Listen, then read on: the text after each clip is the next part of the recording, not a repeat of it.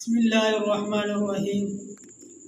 آج کا ہمارا دوسرا سبق قربانی کے واجب ہونے کے شرائط اور نصاب کے متعلق ہے۔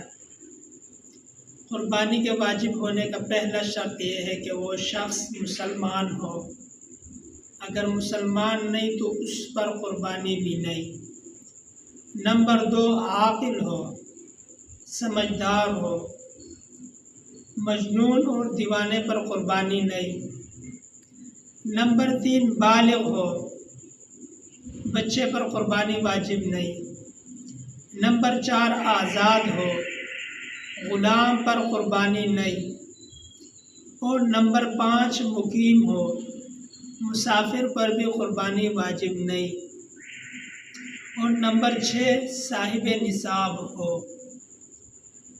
ان 6 شرائط جس شخص کے اندر پائے جائیں تو اس شخص پر قربانی واجب ہے۔